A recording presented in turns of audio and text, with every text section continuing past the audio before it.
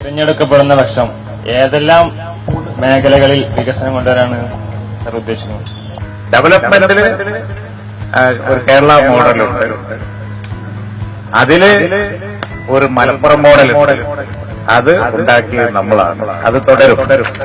പക്ഷെ ഈ തെരഞ്ഞെടുപ്പിന്റെ ഫോക്കസ് ഞാൻ നേരത്തെ പറഞ്ഞതുപോലെ ദേശീയ പ്രശ്നങ്ങളും കൂടി ആണ് എന്ന് ഞാൻ നിങ്ങളെ ഓർമ്മപ്പെടുത്തുന്നു. പെൺകുട്ടികളുടെ വിദ്യാഭ്യാസ ഉന്നമനത്തിന് വേണ്ടി സാറിന്റെ ഭാഗത്തുനിന്ന് എന്തെല്ലാം സ്റ്റെപ്പുകളാണ് ഉണ്ടാവുക?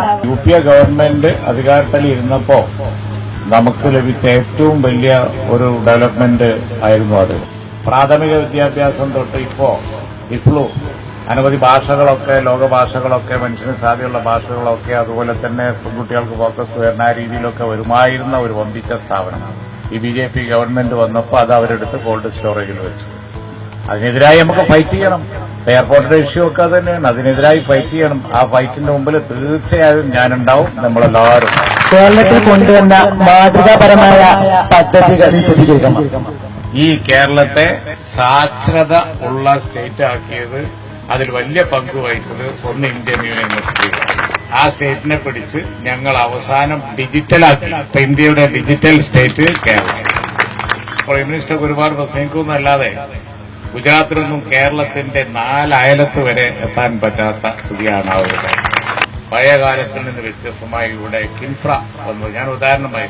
പിന്നീട് വന്ന വ്യവസായങ്ങളൊക്കെ അധികം കിൻഫ്രയിലാണ്. 91 ഗവൺമെന്റിന്റെ കാലത്ത് ഞാൻ മുൻകൈ എടുത്തുണ്ടാക്കിയ ഒരു വലിയ പ്രോജക്റ്റാണെന്ന് ആരും അതത്ര ശ്രദ്ധിച്ചില്ല. പക്ഷേ കിൻഫ്ര നിലവിൽ വന്നതാണ് പിൽക്കാലത്ത് വ്യവസായ രംഗത്ത് ഉണ്ടായ ഏറ്റവും വലിയ അച്ചീവ്മെന്റ്. അപ്പോ ഏറ്റവും മോഡേൺ ആയിട്ടുള്ള എല്ലാ ഡെവലപ്മെന്റും കൊണ്ടുവന്നത് UDF ആണ്.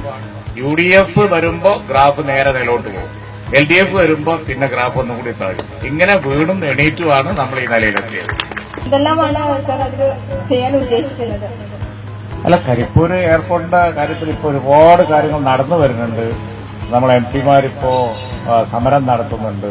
എല്ലാവരും പ്രക്ഷോഭത്തിലാണ്. ഇന്നലെ രാത്രി കോൺഗ്രസിന്റെ നിശ സമരത്തിൽ ഞാൻ പോയി. ജനകീയ പ്രക്ഷോഭം വാസ്തവത്തിൽ എന്റെ അഭിപ്രായത്തിൽ വിജയിക്കാൻ പോവാണ്.